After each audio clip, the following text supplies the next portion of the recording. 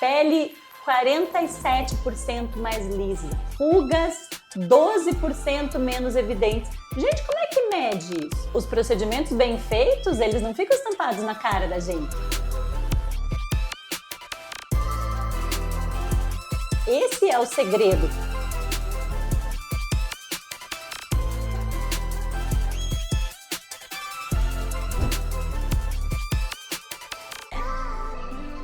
Você gosta do seu visual? Principalmente quando você tá na rede social, numa foto. Ah, se aquele filtro digital existisse de verdade, né? E para cuidar do nosso visual e da saúde da pele, existe uma especialidade na medicina, a dermatologia. E a 4+, nesse episódio, fala com uma das dermatologistas mais consagradas de Curitiba, do Paraná, doutora Paula Xavier Schiavon. 20 anos de carreira, mais de 20 anos, né? Sim, 25. Então nos conte do começo. Como é que foi a escolha da medicina? Eu sou médica de família, eu gosto de falar, né? O meu pai era médico, meu avô era médico, e eu em casa, eu não me lembro quando que eu resolvi ser médica, mas eu acho que eu sempre quis ser médica. O que eu me lembro é desde muito cedo escutar meu pai contando as histórias. Hoje eu atendi um paciente que é meu paciente desde criança e hoje ele me trouxe o convite de formatura, hoje ele chegou com a esposa. E eu escutava aquelas histórias e eu queria aquelas histórias. Isso acho que é a primeira lembrança da medicina vindo me buscar, que eu gosto de falar que a medicina escolhe as pessoas. E na faculdade, como é que foi a sua formação? Bom, eu passei no primeiro vestibular, passei na Universidade Federal do Paraná e depois optei pela dermatologia. Fiquei de julho até dezembro estudando muito, porque eu só tinha uma vaga para passar. E acabei entrando. Na dermatologia são mais 3 anos e a gente tem uma parte que é a da dermatologia estética, da cosmetria também. E você resolveu se dedicar a essa parte? Na verdade foi uma coisa que foi acontecendo meio naturalmente, assim. Eu acho que eu gosto de tentar entender a imagem que as pessoas causam na gente, né? Então, sempre foi uma inquietação minha, assim, por que essa pessoa tem cara de chata? Por que eu tenho vontade de ser amiga dela e não ser amiga dela? Então, eu acho que a imagem dos outros sempre me chamou bastante atenção e devagar eu acho que eu fui sendo levada para isso. Eu acho que eu comecei a gerenciar o meu envelhecimento de um jeito bacana e isso começou a atrair mais mulheres que se sentiam mais confortáveis por estar aqui comigo, porque afinal, se eu cuidava bem da minha pele, eu devia cuidar da pele delas bem. Mas me conte da sua família. A medicina exige muito tempo, muito estudo, uma dedicação. Como é que você conseguiu conciliar? Casamentos, filhos vieram depois? Como é que foi? Bom, eu casei com meu primeiro namorado, o Márcio também é médico, ele é ortopedista. O Márcio também é de uma família de médicos, o pai dele é ortopedista, assim como o meu pai, eles já se conheciam, na verdade foi uma coincidência, a gente acabou se conhecendo, o destino acabou aproximando a gente. Então nós namoramos por toda a faculdade e casamos quando o Márcio já tinha terminado os 3 anos de residência de ortopedia e eu estava no último ano. Eu sempre tive uma relação muito legal com a minha família, nós sempre fomos muito próximos, aquela família palpiteira que um se mete na vida do outro e tal. Então eu sempre quis ter a minha família também. Então acho que foi uma coisa muito natural, a gente namorou a faculdade inteira e depois a gente ia casar e eu sempre quis ser mãe, sempre quis ter 2 filhos, eu queria muito ter um casal e veio primeiro a Bruna, depois o André, então acho que deu tudo bem certinho assim. Claro que equilibrar os pratos da maternidade com a profissão nunca é fácil. Acho que nenhuma profissional liberal tem tanta facilidade assim de equilibrar todos esses pratos. Surgem muitas novidades, né? Muitos congressos, muitos aparelhos novos. O que você foi se especializando? No que exatamente? Eu sempre gostei de toda a dermatologia, mas eu sempre tive uma predileção por pequenos procedimentos. Tanto procedimentos clínicos, retirada de lesões benignas, retirada de pequenos cânceres de pele, quanto os procedimentos estéticos, né? E dentro dessa parte de cosmetria, que é como a gente chama a estética médica, né? Ela se chama cosmetria, eu gosto muito da parte dos injetáveis. Então, os bioestimuladores, os preenchimentos, a aplicação de toxina botulínica, Eu gosto de algumas tecnologias também, gosto de ultrassom microfocado, luz pulsada para as manchas, são as coisas que eu tenho aqui. Hoje o procedimento que eu mais faço é a aplicação da toxina botulínica. Toxina botulínica, ela é um procedimento que tem um amplo acesso, muitas pessoas têm curiosidade, muitas pessoas têm um interesse pela toxina. Eu acredito que a toxina é um dos principais procedimentos para prevenir o envelhecimento, ou melhor que prevenir o envelhecimento, para garantir com que a gente envelheça de um jeito bom. Preenchimento é um procedimento que as pessoas têm muito medo, porque ele começou a ser muito estigmatizado, a gente começou a ver grandes atrocidades de pessoas preenchidas. Aquela boca enorme. A boca enorme, a bochecha do fofão, uma mandíbula desenhada que parece que foi cortada com régua. Então são coisas que acabaram estigmatizando as pessoas e muita gente fugiu do preenchimento.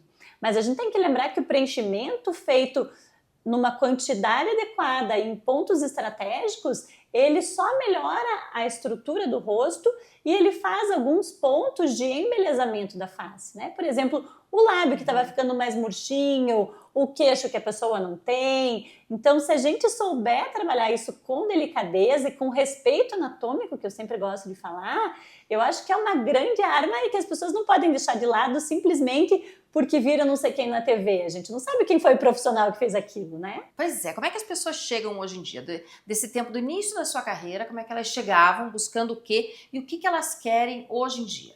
Então, assim, há 25 anos atrás, a gente tinha uma cultura cirúrgica muito forte. Então, a pessoa não tinha o que fazer. Quando chegava lá nos seus 40, 50 anos, ela já tinha uma sobra de pele, ela já tinha a pele da pálpebra sobrando, a sobrancelha caída, e ela ia fazer a cirurgia, muitas vezes fácil, fazia o pescoço junto, né? Agora, a gente tem muitas coisas para prevenir que isso aconteça. Só que as pessoas, elas estão cada vez mais detalhistas e mais exigentes com elas mesmas. Porque os procedimentos bem feitos, eles não ficam estampados na cara da gente.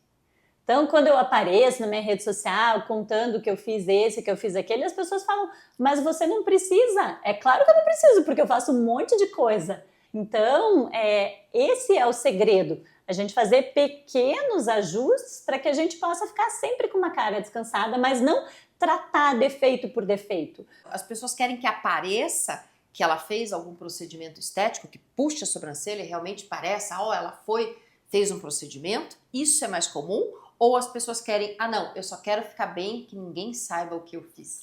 Esse é o mais comum aqui, esse é meu tipo de paciente, porque eu acho que eu passo essa mensagem para as pessoas, tanto na minha rede social, quanto na minha cara estampada mesmo. Mas a gente tem o outro lado, a gente tem as pessoas que desejam o over. Eu quero um bocão, eu quero uma bochecha grande, eu quero fazer uma mandíbula bem marcada, um contorno marcado. Eu quero que a minha sobrancelha fique puxada, arqueada. A gente tem... Cada panela tem sua tampa, né? Então, essas pessoas têm que escolher profissionais que tenham um visual um pouco mais dramático e que comuniquem isso no seu dia a dia, que não é o meu caso. E existem ondas, né? Hoje a onda harmonização facial. Você mexer um pouquinho em tudo para ficar com uma cara até mais pasteurizada, a cara que a beleza hoje, 2025, 2026, define como padrão. O que você acha disso? Então, a harmonização facial é um termo que, na verdade, é um termo mercantilista. Você vem ao consultório e o profissional te fala que não adianta só você consertar os teus pés de galinha, você também tem que pôr boca, você também tem que arrumar o queixo, você também tem que mudar a tua testa para harmonizar tudo. Então, isso, na verdade, é uma licença poética para que a pessoa dona da clínica, do negócio, o esteticista, o profissional, o injetor, seja, né, o que quer que seja, realize procedimentos a mais em você. E eu sou super contra. A harmonização facial não é uma especialidade médica. Como é que você comunica isso? Você está explicando qual é o tipo de paciente que você gosta de trabalhar, que acaba te procurando. Como é que você comunica isso para as pacientes? A rede social hoje é usada por grande parte de pessoas. Eu tenho 50 anos, eu sou analógica. Então, eu não nasci de celular na mão, eu tive que me adaptar a esse mundo digital, como a maioria das pessoas da minha idade. E para os médicos, é um grande paradigma sair do seu consultório médico e abrir a sua especialidade, a sua expertise numa rede social. E é muito difícil, porque o médico, ele começou indo na onda dos influenciadores digitais, eles não têm régua. A régua do médico começou a ser a régua da blogueira. Então, para o médico, às vezes é um pouco desanimador. Eu não tenho muitos seguidores, eu não tenho muitos likes. A gente precisou ultrapassar isso e criar a nossa própria régua, né? É claro que uma influenciadora mostrando todos os produtos que ela recebe dinheiro para mostrar vai fazer muito mais sucesso do que eu falando, não, isso daqui é uma bobagem, isso daqui não faz, doutora, você não pode dar uma dica? Eu não vou dar dica de produto, o médico não dá dica, o médico dá receita. Se a pessoa precisar de uma receita, ela tem que vir ao meu consultório, né? Mas, por um outro lado, se eu atender entre 5 e 10 pacientes, que é o que eu atendo hoje num dia de trabalho, se eu postar um story informando, mostrando alguma coisa para as pessoas, alguma coisa ética, algo de qualidade, alguma informação dermatológica, muito mais gente que isso pode ver, né? Isso fortalece a tua marca, a tua reputação. E além de fortalecer a minha reputação, eu acho que eu pago uma dívida com a sociedade de educar em dermatologia. Saiu uma pesquisa de uma das redes sociais dizendo que 90% do conteúdo dermatológico, 90% é postado por não dermatologistas. E as pessoas seguem essas dicas, né? Exatamente. E o que acontece? Se a gente não ocupar o nosso espaço, vem outra pessoa ocupar. Para de achar que o Botox serve para paralisar totalmente a tua expressão e tirar totalmente o movimento da sobrancelha. O Botox não é para isso. O Botox é para fazer com que você envelheça de um jeito bom. Na minha especialidade, a gente fala muito de rotina skincare, proteção solar, a gente fala de procedimentos. Ninguém fala o que pode dar errado no preenchimento labial. Então é o médico que tem que falar. E a minha rede social é uma rede que me traz muita alegria, porque eu hoje tenho no meu consultório pessoas que são todas parecidas comigo, que têm um referencial de muitas vezes de família, de atividade física e um referencial principalmente de beleza muito parecido com o meu. Então o meu trabalho ficou muito mais prazeroso e mais fácil de fazer. Beleza aliada à saúde. Com sempre, porque não existe beleza sem saúde. E existem promessas mirabolantes, produtos que enganam o consumidor? Existem muitos, na parte de skincare, muitos. As propagandas de produtos de cabelo, você já reparou? Cabelos 46% mais fortes. O que quer dizer isso? O que é um fio 46% mais forte? Como é que mede isso? Duas grandes empresas do setor de cosméticos começaram a propagar ativos que revertem os cabelos brancos. Gente, se existisse, você acha que ter uma dermatologista de cabelo branco? É claro que não, é claro que todas usufruiríamos. Então, sobre as promessas mirabolantes, a gente tem que estar muito atento a várias coisas. Eu sempre falo, sempre que você vê uma reportagem que começa com estudos comprovam, desconfie. Indolor, rápido, fácil, sempre dá certo. Anti-rugas. A gente não tem produtos anti-rugas. Pele 47% mais lisa. Rugas 12% menos evidentes. Não tem como medir. Então, essas promessas, essas pegadinhas da indústria, que as pessoas têm que estar sempre aptas a ver. Acho que isso daí não é bem assim. Que reverte cabelo branco é tinta, né? Mas eu não continuo. É tinta, com certeza. Esses filtros que a gente encontra hoje nas redes sociais, filtro que te deixa mais glamurosa, tira as tuas imperfeições, as pessoas querem ser cada vez mais parecidas com elas mesmas nesse tipo de foto? Sim, e isso é um grande problema, porque a pele é imperfeita. A pele, anatomicamente, tem saliências e tem reentrâncias, tem sulcos, tem brilho, tem poros, tem brilho, né? Então, as pessoas veem esses filtros e acham que todo mundo é daquele jeito, menos elas mesmas. E a gente tem procedimentos que melhoram a textura da pele, mas nunca vão deixar com um jeito de filtro da rede social. Quais as dicas saudáveis para parecer mais jovem ou para não parecer tão envelhecida? Então, eu acho que a primeira coisa é a gente fazer escolhas certas de vida. Comer bem, dormir, usar protetor solar. O sol é o grande envelhecedor da pele. É o sol que mancha, é o sol que faz com que o colágeno seja destruído, é o sol que aumenta a chance de ter câncer de pele. O sol é o nosso grande envelhecedor. Então, o cuidado com o sol é muito importante. Aquela marquinha de sol do verão vai te trazer consequências Vai nos te próximos trazer verões. consequências, no mínimo, a marquinha de verão nos próximos anos, você vai ficar com o colo parecendo uma saia plissada, né? Na melhor das hipóteses, porque o sol é um grande destruidor do colágeno.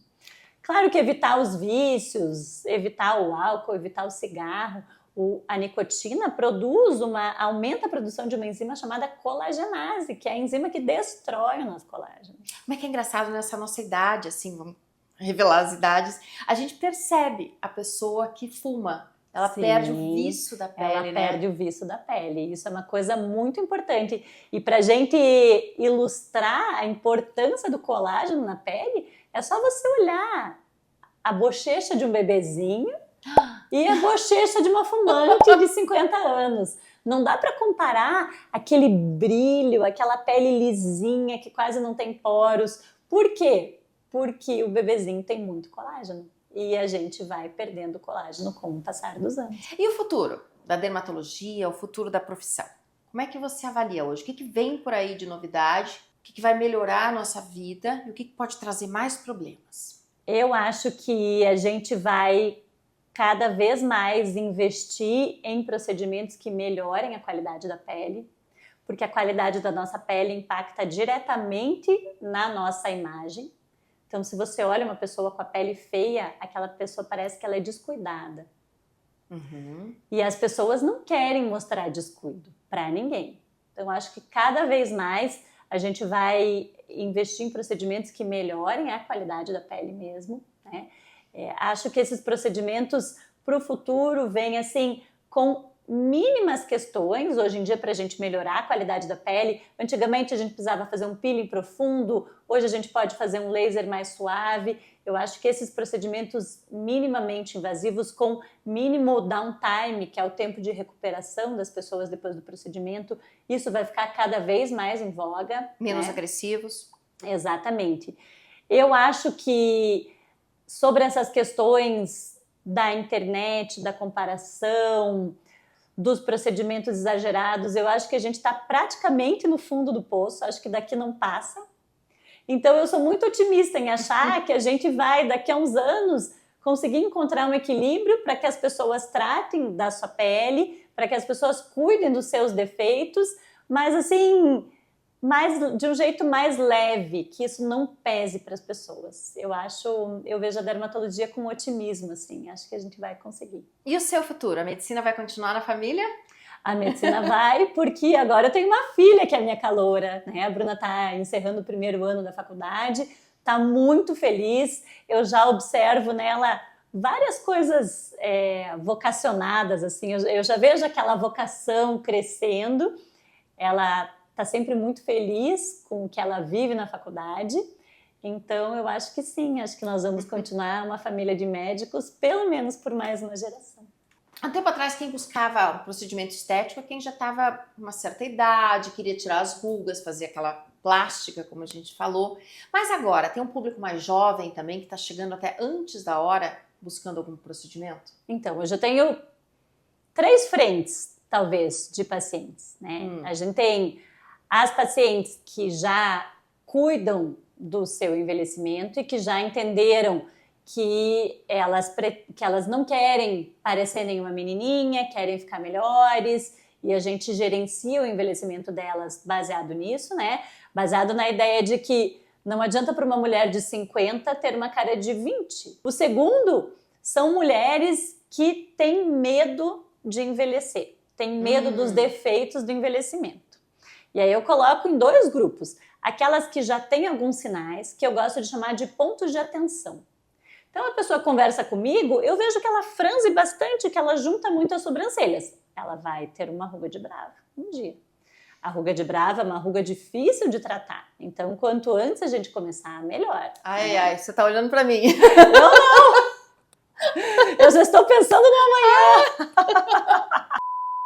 Então, a gente tem essa paciente, que é a paciente que a gente percebe pontos de atenção.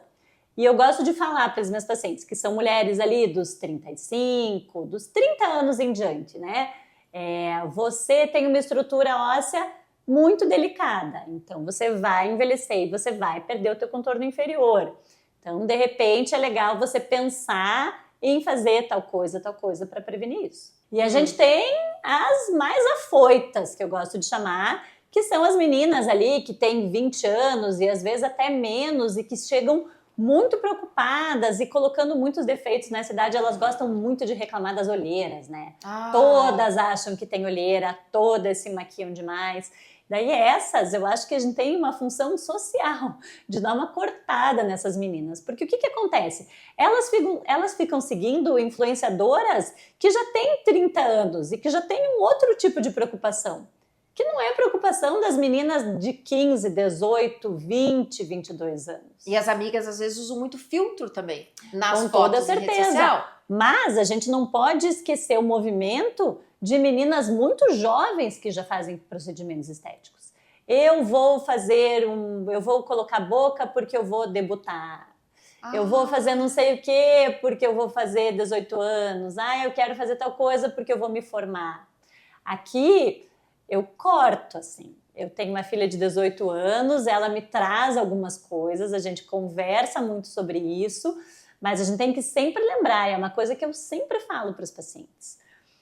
Quanto mais procedimentos você fizer, maior a chance de você complicar no futuro. Então, o lábio, que é uma das coisas que elas mais pedem. Se a gente começar a fazer um lábio de uma menina de 18 anos, quando tiver lá por uns 23, vai ter que fazer de novo. Quando tiver lá por uns 26, vai ter que fazer de novo. E assim, quanto mais vezes a gente preencher os lábios, maior é o risco delas terem uma complicação desse preenchimento. Quando tiver com 50 anos, vai estar muito pior do que uma Então, mulher a gente tem 50 que várias nunca coisas fez. de alteração da movimentação dos lábios. Então, a gente tem que ter uma responsabilidade e colocar para a paciente que não é assim um oba-oba. Por isso que aqui não é uma clínica drive-thru, como a gente conversou, né? Aqui a gente senta, conversa, pontua, mas sim, a gente tem, como eu falei, um pouquinho mais para frente, os pontos de atenção que começam a ver e que a gente sinaliza, a gente tem que começar a intervir aqui. Pra gente encerrar, como é que você gerencia o seu envelhecimento, já que tá tão bem com 50 anos? Eu faço toxina botulínica, acho que foi meu primeiro procedimento, desde perto dos 30 anos. Quando eu tinha mais ou menos uns 40, eu comecei a sentir aquele rosto derretendo, que é uma queixa muito comum.